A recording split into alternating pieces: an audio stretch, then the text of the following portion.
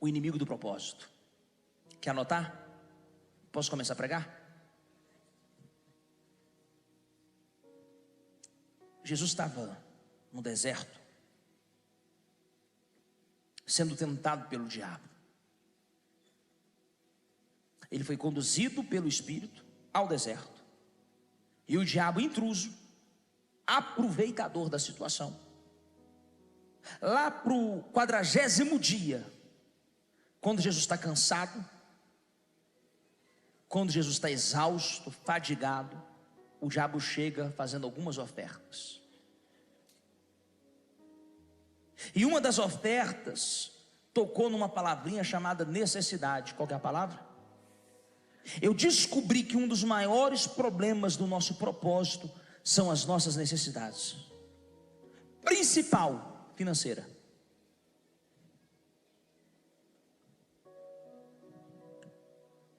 Você só descobre se você ama uma coisa quando você não precisa mais dela financeiramente. Quando você olha para tudo e fala assim: se eu parar de trabalhar hoje, com o dinheiro que eu tenho aplicado, com os negócios que eu tenho, com os rendimentos, enfim. Por que tem muita gente que quando fica rica larga tudo, some, desaparece, não faz mais o que fazia, vira casaca, como diz o outro? É óbvio que tem 1000 fatores, tá, gente? Eu não posso resumir em apenas um. Mas muito é porque não amava o que fazia, porque não era de fato o seu propósito. Talvez era rentável, talvez era lucrativo, era interessante pelo status, pela fama, pelo conforto, pelos benefícios, pela conveniência. Mas o fato é que a gente descobre o nosso propósito quando a gente não precisa mais daquele dinheiro, ou quando eu não estou mais desesperado por aprovação, quando eu não estou buscando mais elogio. É aí que a gente descobre: isso realmente é o que queima no meu coração, ou era só um meio para satisfazer os meus desejos? Então Jesus está lá, o diabo, irmão, eu vou falar um negócio para vocês com muito temor. Eu sou pastor dessa igreja há 12 anos. 12 anos. Casado com essa mulher há 9 anos, vou fazer 10 anos esse ano. 10 anos vou fazer esse ano, irmão. Não sei nem para onde eu vou levar essa mulher. 10 anos de casado. Presta atenção aqui. O diabo, ele é astuto de um jeito que você não tem noção. Estou falando com temor. Ele cria laços, armadilhas. Se ele não te pega numa área, ele fica trabalhando para te pegar na outra. Se ele não consegue achar uma brecha moral em uma área, ele começa a te oferecer o mundo em outra.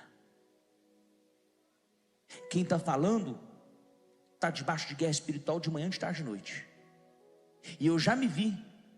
Quem lembra que o apóstolo Paulo falou que tinha um espinho na carne? E ele fala assim: esse espinho Deus não removeu. E Satanás me esbofeteia, Satanás bate na minha cara todo dia.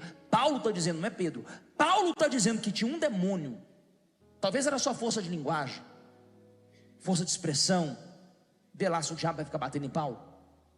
Mas ele disse que por causa de um problema que ele tinha um demônio que todo dia vinha e fazia chacota da cara dele. Agora você imagina eu e você. Quem somos nós nessa história? Estou falando de Paulo. Então, as necessidades, principalmente a financeira, costuma ser uma das principais causas que a gente não consegue se entregar 100% ao propósito. Quantos que eu já ouvi: pastor, eu queria ficar integralmente na obra, mas eu não posso porque eu tenho uma família. Pastor, eu queria poder fazer missões, eu queria poder viajar para o mundo aí para pregar o evangelho, mas eu não posso, pastor. Eu tenho uma empresa, eu tenho um negócio, eu tenho funcionários. Não estou dizendo que está errado não, irmão, só estou te falando que é complicado. Quantos de vocês sabem que o seu propósito não é nessa empresa que você está? Mas como é que você pede demissão? Eu não vou ser responsável, falar para você: pode pedir que Deus vai te sustentar. Eu não vou fazer isso. Depois manda as boletas para mim, eu não dou conta das minhas, vou dar conta das suas. Vou fazer um negócio desse. Mas o fato é que o diabo chega para Jesus e fala assim: você não é filho de Deus? Provando ele no propósito dele, provocando ele no propósito dele. Você não é o filho de Deus? Por que você não transforma pedra em pão? Você está com fome, rapaz? Mata a sua vontade. se sacia. Que pecado que problema que há em transformar pedra em pão? Você é Deus. O problema não é transformar pedra em pão, porque é o Deus que multiplica pão, multiplica peixe, faz tudo existir do nada, podia fazer o que quisesse. O problema é quem está me oferecendo isso. O problema é, isso faz parte do plano de Deus. O plano de Deus não era a tentação? Diga, era. O texto vai deixar claro, ele foi conduzido pelo Espírito. Então era um propósito do próprio Deus, preparar ele, forjar ele, para os 3 anos que ele teria de desafio espiritual. E conduz ele a 40 dias de disciplina, de entrega, de sacrifício. Então se ele quebra esse processo, com toda a certeza ele ia ter fragilidades nesses 3 anos. Aqueles 40 dias foram cruciais para os 3 anos de ministério. E o diabo, sabendo que estava chegando à reta final, fez uma proposta pesada. Qual o problema? Ninguém vai ver, ninguém está aqui. Você não é o filho, tentando tocar no propósito dele. O propósito dele era estabelecer paternidade. Era um dos propósitos de Cristo, foi inaugurar Deus como pai. Pergunta assim, como assim? Fala, como assim? Me ajuda a pregar, fala, como assim? Ninguém ousou falar que era filho de Deus antes de Jesus, porque Deus não tinha filho, Deus tinha criatura, Deus tinha servo, até amigo, unigênito do Pai. A palavra unigênito, se você jogar agora no seu Google, significa único e exclusivo. Então Jesus traz um conceito muito novo para a humanidade, porque a religião tratava Deus como Deus, Deus como Senhor, Deus como soberano, Deus como Criador, Deus como amigo, Deus como conselheiro. Mas jamais alguém ousou falar assim, Deus é meu pai, porque ninguém tinha tido essa relação. Toda a relação humana para com Deus era todo tipo de relação, menos pai e filho. E Jesus chega e fala assim, eu tenho um pai. Pai? Nosso pai é Abraão. Não, meu pai é outro, meu pai é Deus, eu vim dele. Jesus é o único que Deus gerou. Pastor, e Adão? Formou Deus o homem do pó da terra. É só ler. Adão é criatura. Por mais que ele é feito à imagem e à semelhança, ele não é Deus. Jesus é o Filho de Deus. E o diabo queria provar para Jesus que ele não era. Queria confundir a cabeça de Jesus. 40 dias ele estava tendo delírios, correndo risco de vida. Qualquer nutricionista, nutrólogo, qualquer médico sabe, 40 dias sem comer você corre risco de vida. Você pode morrer a qualquer momento. Se você não estiver muito preparado e não tiver um organismo muito pronto para isso, você morre. O diabo fala assim, por que você não transforma? Cuidado com as propostas do diabo. Parecem inofensivas, mas pode roubar seu propósito. E aí quando você se vê, você fala assim, aonde eu fui parar? Eu estava tão alinhado, eu estava tão focado, eu estava tão entregue, por que eu vim parar nesse lugar? Porque alguma coisa roubou seu propósito. Tem inimigos que estão doidos para tirar o foco de você. Alguém vai dizer que a pior coisa que existe é ter sucesso naquilo que Deus não te chamou, porque você acredita que tem sucesso, você acredita que você é um sucesso, e no final da sua carreira, no final da sua vida, você vai chegar diante do trono, ele vai provar as suas obras, vai falar assim, foi reprovado. Mas pastor, eu sou um homem de fé. Você vai ser salvo. Quem tem fé está salvo. Isso é a doutrina que eu creio. A salvação é dom gratuito, não é por obras para que ninguém se vanglorie diante dele. Mas o reino é para quem tem obra. Ele vai provar as nossas obras pelo fogo.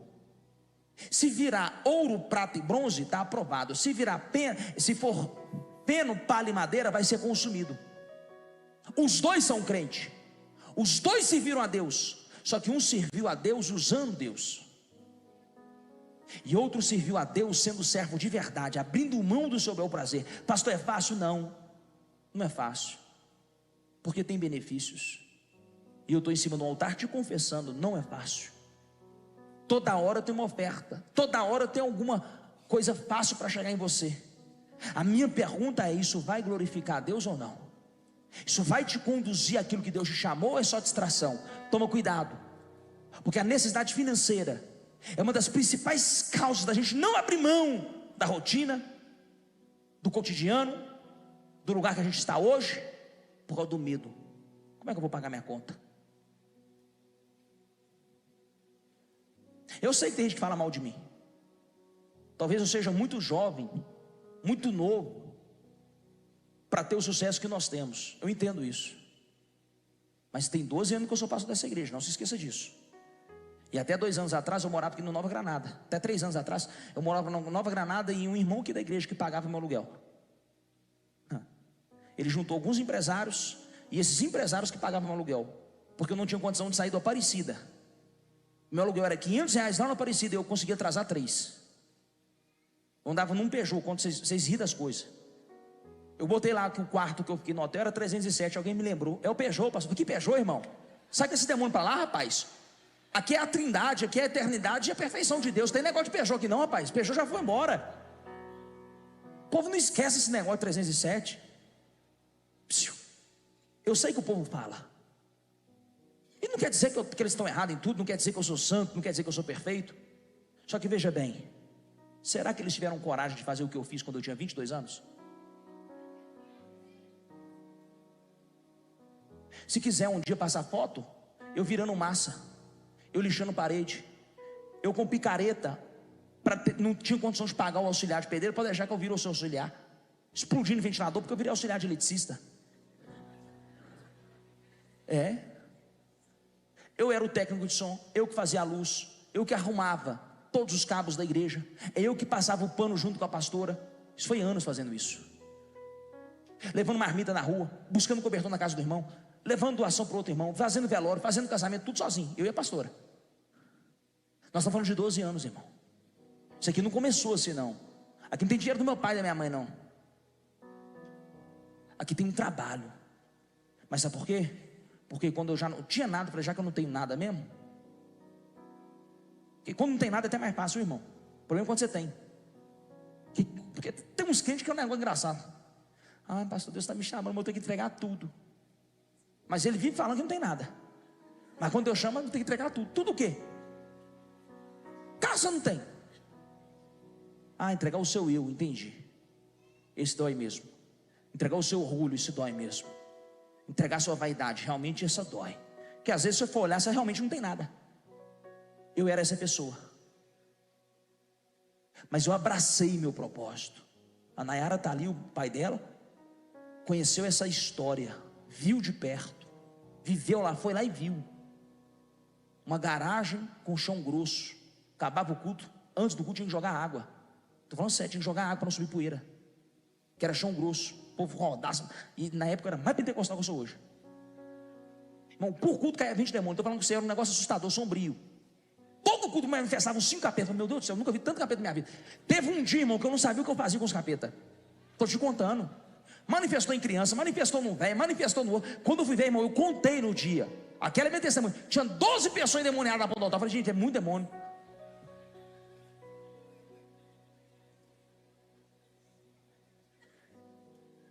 O negócio é sério. E você tem que expulsar um por um. Tem um que te xinga, tem um que cospe no você, tem outro que sai correndo. É confusão. Não deixe a sua necessidade roubar seu propósito. Ou você vive pelas suas necessidades, ou você vive pelo seu propósito. Os dois não tem jeito. E no início é mais difícil ainda. Segunda coisa que é ladrão de propósito. Posso avançar? Os que querem te destruir. Preciso pregar para alguém. Posso pregar? Sanbalate e Tobias tentou de tudo para parar Neemias. Mandou recado, mandou ameaça, fez chantagem. Só você ler lá depois, está lá no livro de Neemias. Sanbalate e Tobias são opressores do propósito. Porque tem gente que quando vê que você se levantou, você se posicionou, ele já tem medo do estrago que você vai causar.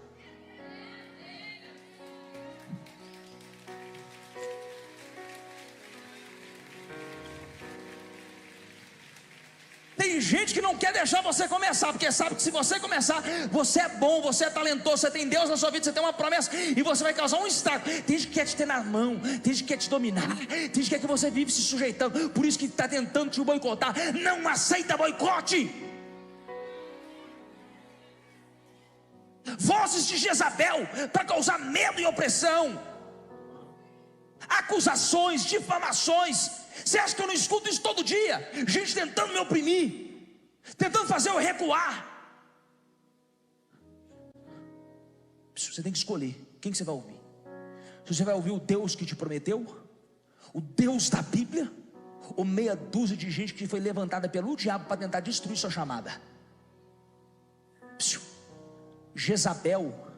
Quem é Jezabel? Jezabel é uma mulher, uma feiticeira, uma sacerdotisa de Baal. Ela casa com Acabe, que era rei de Israel. Jezabel, ela tem uma característica espiritual: ela gosta de calar a voz do profeta. Quem é Jezabel? Jezabel é um espírito que gosta de calar a voz do profeta. Ela deu uma ordem, Elias fugiu e desejou a morte. Elias tinha acabado de profetizar. Depois que ele profetiza, ficou 3 anos e meio sem chover. Ele volta e opera um grande sinal: fogo consumiu o holocausto, fogo lambeu a água. Ele envergonhou os profetas de Baal, matou 450 profetas a fio de espada. O próprio Elias matou. Jezabel deu uma ordem: amanhã, a essas horas, eu quero a cabeça de Elias na minha mão. O que aconteceu com Elias? Correu e fugiu. Como que um Deus que manda fogo e mata e consome o holocausto, como que um homem que mata 450 profetas vai ter medo de uma mulher? Porque aquela voz tocou em algum lugar dele que fez ele ficar assustado. Tem hora que eu escuto coisas que eu falo assim: nosso Deus, e agora? O que eu faço? Aí eu me lembro: tem um inimigo da minha alma, que o nome dele é Lúcifer, Satanás, que o Pedro pouco importa. O que importa é o que eu carrego. Eles não estão nem aí para o Pedro. O problema é a unção que carrega. Eles não querem nem saber quem é Pedro Daniel. O negócio é o que essa igreja está fazendo nessa cidade. A motivação dos perseguidores: primeira, inveja. A Bíblia vai dizer que a inveja corrói os ossos. Pastor, quer dizer então que todo mundo tem inveja de você? Não. Quer dizer que todo mundo tem inveja de mim também? Não. Tem gente que não está nem para você. Tem gente que não sabe nem que você existe. E está tudo bem. Mas infelizmente eu preciso falar: a maioria das pessoas que te perseguem, você pode observar que a causa é a inveja. Eu não tenho tempo de ficar perseguindo alguém. Você tem? Eu não tenho tempo de ficar vigiando os outros, torcendo contra, vendo se deu certo, se deu errado, se o culto encheu, se não encheu, se a igreja cresceu. Eu não tenho tempo de fazer isso. Eu estou muito ocupado com a minha esposa, com meus cachorros, com meus negócios, com a igreja que eu cuido, para ficar preocupado com o que fulano, Beltrano, Ciclano está fazendo. Estou te falando em Deus. Eu quase não olho para as outras igrejas. Estou falando em Deus. Não é por soberba, não é por arrogância. Primeiro, que eu tenho TDAH, não consigo concentrar em nada. E segundo, porque realmente, irmão, eu ando muito ocupado. E quem me conhece de verdade, irmão, sabe o quanto que eu me alegro com, primeiro, o avanço do reino, o avanço da igreja. Tanto é que eu cuido de pastor.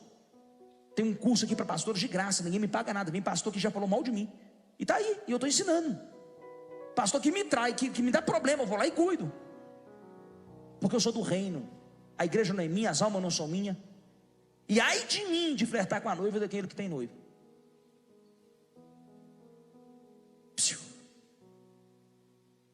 Cuidado com os invejosos. Eles estão disfarçados de conselheiro, viu?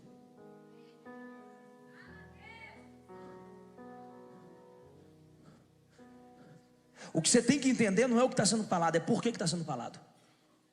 Qual é a motivação? O segundo, eu já te falei, o medo. Tem gente que te persegue não é por inveja, é por medo. Medo de você conquistar o que ele não conquistou. Medo de você roubar o que era dele. Medo de você tomar o que era dele. Medo de você ocupar um espaço que era dele. Medo. Medo faz as pessoas perseguir as outras. Por exemplo, quer ver um negócio? Você vai entender agora. Você é uma ameaça para o seu superior na sua empresa. Tem um supervisor, tem um gerente, tem um diretor.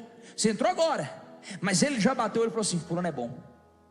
No fundo, você sabe quem é bom. O que você faz? Você começa a mobilizar tudo e todos para deixar a coisa amarrada na sua mão, com medo dele tomar seu lugar. E aí a gente está pautando as nossas relações em cima do medo e não em cima do propósito. Cuidado com o medo. E cuidado para você não ser o perseguidor que está cheio de medo de alguém. Pastor, você tem medo de alguém abrir uma igreja maior do que a sua? Irmão, já tem. Quantas igrejas muito maior do que a minha tem? Então se nascer mais uma, mais outra, não vai mudar nada. Quanta gente chegou antes de mim? Vai mudar o quê? Pode acontecer a todo dia, toda hora.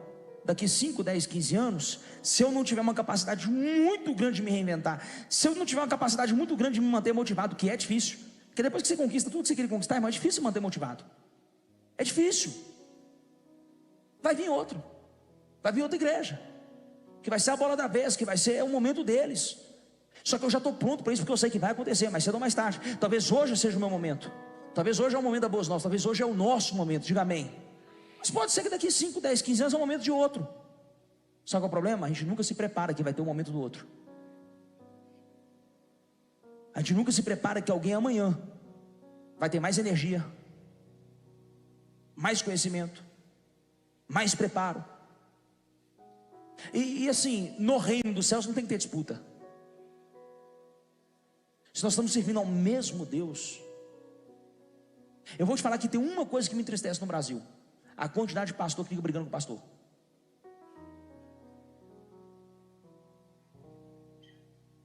A quantidade de pastor que fica brigando com o pastor. Isso me entristece. Porque tem muita coisa que dava para resolver no bastidor. Tem muita coisa que dava para resolver no particular. Mas por falta de vigilância, de maturidade, qualquer outro motivo, querem levar para a rede social, para a televisão, para o rádio, achando que são melhor do que o outro. Aquele que não tem pecado, antes de olhar para a ferpa que está no olho do seu irmão, dá uma olhadinha na trave que está no seu. Quem sou eu para falar do pastor fulano de tal, ciclano? Eu sei as minhas debilidades, as minhas limitações, eu sei. Eu vou ficar caçando guerra com o irmão? Nós já estamos uma guerra tão grande com o diabo, vou ficar caçando guerra com o pastor? Com outra igreja? Pelo amor de Deus, irmão, tem mais o que fazer. Cuidar das almas, namorar, viajar, todas essas coisas para fazer. Entendeu? Para de perder tempo com guerra que não é sua. Guerreie as guerras certas. Lute pelas coisas certas. Você tem um propósito. Não perca o foco. Cuidado. Tem gente doidinha para te destruir. Tem gente doidinha para acabar com a sua reputação, com o seu nome, com a sua imagem, com o que você construiu, com o seu casamento, com o seu ministério, com a sua empresa. Tem gente doidinho para acabar com essa alegria que você está carregando no seu olhar. Não dá esse gostinho para eles não. Não dá essa margem para eles não. Guarda a coroa da vida. Guarda o que é seu, para que ninguém tome. Está escrito na palavra: guarde o que é seu, para que ninguém tome a sua coroa. Não deixe. Terceira coisa que é inimigo do propósito. Posso falar? Posso falar? Insegurança e medo.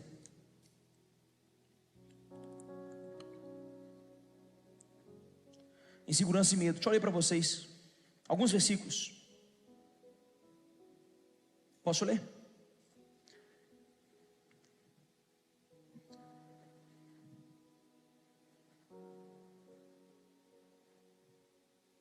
Apocalipse 2:10. Não tenha medo do que você está prestes a sofrer. O diabo lançará alguns de vocês na prisão para prová-los, e vocês sofrerão perseguição durante 10 dias. Seja fiel até a morte, e eu lhe darei a coroa da... Deus falou para Paulo, o apóstolo, em Atos capítulo 18. Certa noite o Senhor falou com Paulo em visão: não tenha medo, continue falando e não fique calado, pois eu estou com você, e ninguém vai lhe fazer mal ou feri-lo, porque tem muita gente nesta cidade. Sabe o que Deus te guarda? Para guardar o seu propósito. Eu estou dizendo que Deus vai te guardar para, na verdade, guardar o seu propósito, porque o que você carrega é maior do que você. Você é só um vaso. Paulo vai dizer que nós somos um vaso, o que é valioso é o que está dentro. Então Deus às vezes te protege, não é nem tanto por você, porque você não merece não. Eu não mereço não. Mas como a gente carrega algo valioso, Deus não quer que isso se perca. Por isso que ele vai falar: são vasos valorosos diante do Senhor. O vaso não é nada, o que o vaso importa é o que ele carrega. Entenda, meu filho, você precisa carregar uma promessa, você precisa carregar uma unção dentro de você, você precisa carregar um propósito. É por essa causa que o céu inteiro vai se levantar em seu favor. Estou falando que o céu inteiro se levanta em seu favor quando você está cumprindo o seu propósito, o seu chamado. Irmão, tenta imaginar que os anjos param para te servir. Quando você está dentro do seu chamado. quando você não cede à pressão, quando você não cede à voz de Jezabel dos seus inimigos, e fala: eu estou no propósito, vou ficar no propósito, eu morro pela causa. É aí que o céu te serve, é aí que o céu se abre, é aí que as coisas acontecem.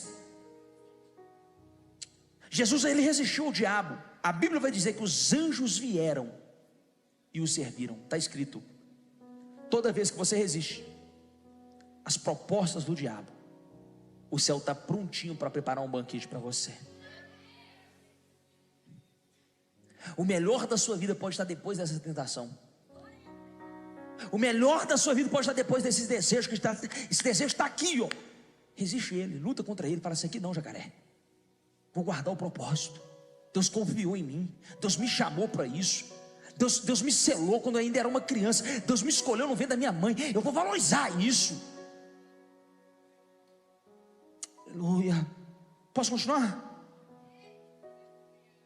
Jesus falou para Pedro, quando Simão Pedro viu isso, prostrou-se aos pés de Jesus e disse: afasta de mim, Senhor, porque eu sou um homem pecador. Jesus disse a Simão: não tenha medo, de agora em diante você será pescador de homens. Propósito, não tenha medo, estou com você, Pedro, eu que estou te chamando, é eu que estou falando que você vai dar conta. Posso continuar?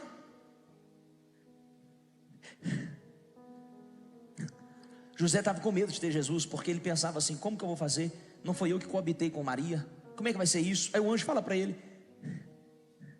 Mas depois de ter pensado nisso, apareceu-lhe um anjo do Senhor em sonho e disse: José, filho de Davi, não tema receber Maria como a sua esposa, pois o que nela foi gerado procede do Espírito Santo. Propósito, não tema não, José, tem um propósito aí, meu filho, tem algo maior, você vai entender lá na frente. Você vai ser glorificado, José, você vai ser honrado por essa coragem sua de honrar essa mulher. Fica onde você está, José, não abandona ela. Eu estou te falando, José, tem algo valoroso dentro dela, luta por isso, não tenha medo. Posso continuar? Jeremias: o Senhor porém me disse: não diga que é muito jovem, a todos que eu enviar, você irá e dirá tudo o que eu ordenar a você. Não tenha medo deles, pois eu estou com você para protegê-lo, diz o Senhor. Jeremias capítulo 1, versículo 7 e 8. Posso continuar? Posso continuar? Depois dessas coisas falou o Senhor a Abraão numa visão: não tenha medo, Abraão, eu sou o seu escudo, grande será a sua recompensa. Gênesis 15, 1. Posso falar o que Deus falou para Joel o profeta? Não tenha medo, ó terra, regozije-se e alegre-se, o Senhor tem feito coisas grandes. Posso falar o que Deus diz para Isaías? Posso? Vocês não estão crendo. Pois eu sou o Senhor, o seu Deus, que se segura pela mão direita, diz a você: não tema, eu o ajudarei. Não tenha medo, ó verme de Jacó, o pequeno de Israel, pois eu mesmo o ajudarei, declara o Senhor, o seu Redentor, o Santo de Israel. Não tenha medo dos que matam o corpo, mas não podem matar a alma. Antes tenham medo daquele que pode destruir tanto a alma como o corpo no inferno. Deuteronômio, antes do povo entrar na terra prometida: sejam fortes e corajosos, não tenham medo, nem fiquem apavorados por causa delas, pois o Senhor, o seu Deus, vai com vocês, nunca os deixará, nunca os abandonará. Eu poderia ficar aqui a noite toda te dizendo: Isaías teve medo, Abraão teve medo, Moisés teve medo, Davi teve medo, mas para toda vez que o medo manifestou, Deus enviou um anjo para dizer: não temas, porque eu estou contigo. Não temas, porque eu estou contigo. Não temas, porque eu estou contigo. Há um propósito, e por causa desse propósito, nós estamos juntos na peleja, nós estamos juntos na batalha. Eu vim dizer para alguém: você não está sozinho na terra não, rapaz. Minha filha, você não está sozinha na terra não.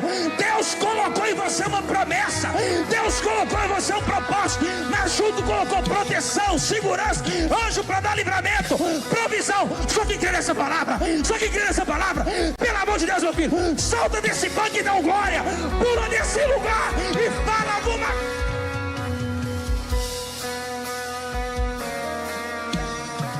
Bate na mão de duas pessoas, bate na mão de duas pessoas, assim: não temas. Fala para ela: chega de medo, arranca esse medo, lança esse medo fora. Você nasceu para dar certo.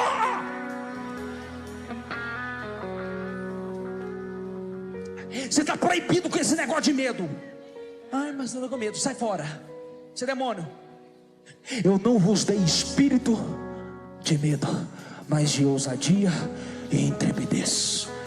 Eu não vos dei espírito de medo, mas eu coloquei em vocês o espírito de ousadia e de intrepidez. Seja ousado, seja corajoso, tenha personalidade, vai para cima do problema. O problema vai ter que olhar para você e dizer assim: que problema que eu fui arrumar? Esse problema é maior maior do que eu. Só você que está crendo nisso, meu filho. Fala alguma coisa. Fala alguma coisa. Fala alguma coisa.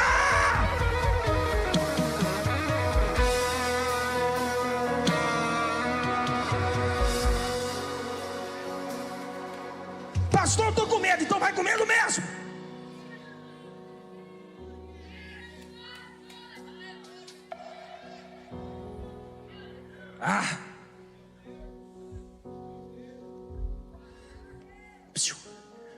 Cuidado. Tem um ladrão de propósito, pergunta qual? Necessidade de querer provar algo para alguém.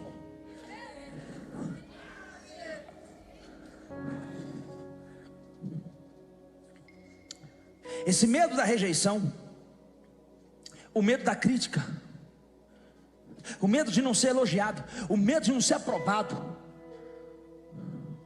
Você está com medo de quê? Está temendo que não pode matar a alma?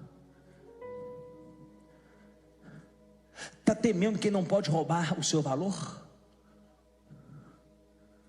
Está temendo que não pode tocar nos seus sonhos? A não ser que você permita. Por que você está com essa insegurança? Eu preciso que você olhe para dentro de você e veja o seu valor. Eu preciso que você olhe para dentro de você e veja o seu talento.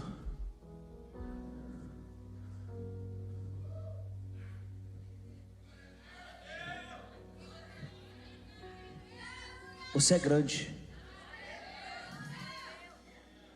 Você é grande. Eles podem estar demorando a reconhecer isso. Podem estar tentando te ignorar, fingir que você não existe, até te boicotar. Mas você é grande. Para com essa insegurança. Não faça as coisas para provar nada para ninguém. Seu negócio é com Deus. Deixa eu alinhar seu propósito aqui. O negócio do Pedro, se eu fosse ouvir o homem, se eu fosse ouvir o que eles falam de mim, o que eles pensam de mim. Não estou dizendo que a gente não tem que ouvir a exortação, tá? Não estou dizendo que a gente tem que ser arrogante, perder a humildade, perder a nossa essência e parar de ouvir, não. Só que você tem que ouvir a pessoa certa. Ouvir quem te ama. Ouvir quem está na trincheira com você, dando sangue. Ouvir quem soa a camisa com você. Ouvir quem está do seu lado. Agora ouvir gente fofoqueira, gente invejosa, gente perseguidora, gente que já venceu, gente que já conquistou, gente que está lá do outro lado do planeta. Manda para o inferno. Vai para o inferno, irmão, me deixa quieto. Vai ganhar uma, irmão, me esquece. Vai batizar os outros nas águas. Vai ensinar a Bíblia, não me perturba não. Para com essa insegurança. Você não tem que fazer nada para provar nada para ninguém. Você não deve nada para os outros não, irmão. Deixa eu te falar, a Bíblia manda dever só uma coisa para os outros. Pergunta o quê? O amor. A única coisa que a Bíblia manda dever é o amor. Nem satisfação você deve. Tem gente que parece que quer o nosso pedido de bênção para ver se a gente pode fazer as coisas. Mas você não falou comigo? Mas você é minha esposa agora? Eu achei que você ia me falar. Uai, tem hora que eu não falo nem com a minha esposa, infelizmente, que eu esqueço. Vou falar com você? Tenho que te pedir permissão para fazer as coisas agora? Eu tenho que te pedir permissão para prosperar? Parece que no Brasil você precisa pedir permissão. Vocês deixam eu prosperar? Vocês não falam mal de mim não? Vocês não me criticam? Eu não estou nem aí. Meu negócio é com Deus. Deus mandou pregar, eu prego.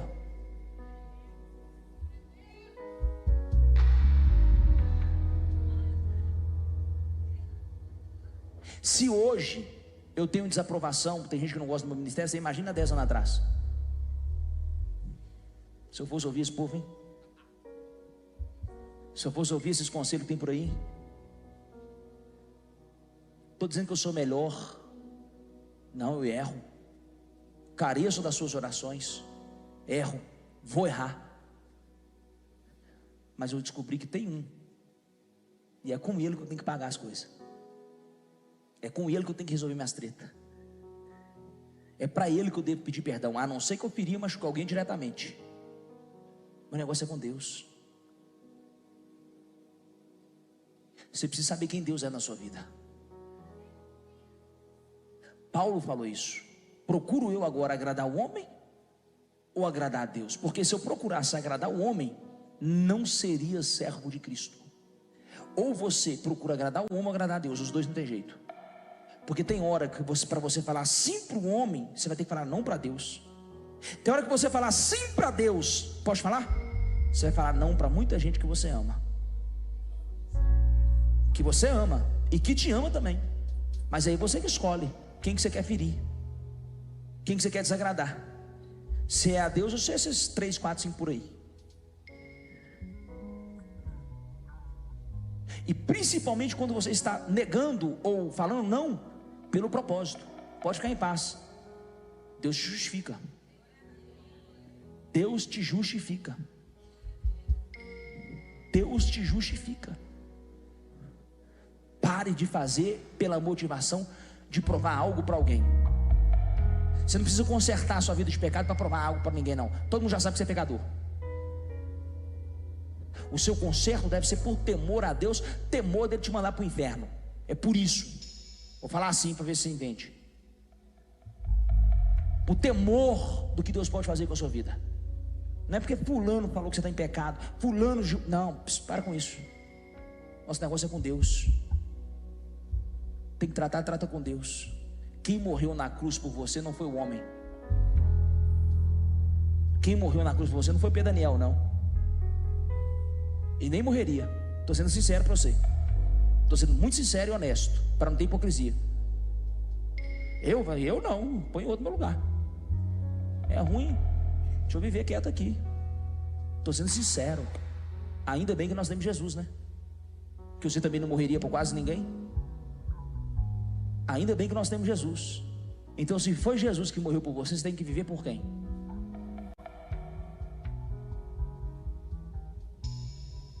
Quarta coisa. Isso aqui é pesado e vai pegar. Posso falar? Posso falar? Os que querem te promover antes do tempo e geram em você uma idolatria. Pessoas que querem te promover antes do tempo, cuidado. Ofertas que vêm para te colocar em um lugar que não é a sua hora, cuidado. O diabo também ofereceu para Jesus um lugar que ainda não era a hora. O reconhecimento do povo, a glória do povo. Ele falou assim, ó, se prostrado me adorares, tudo que você está vendo eu vou te dar. Aí Jesus respondeu, somente a Deus adorarás e somente a Deus servirás. Sabe o que Jesus estava dizendo para o diabo? O que você tem para me dar, na verdade nem seu é. Você está me oferecendo uma coisa que você usurpou, que você roubou.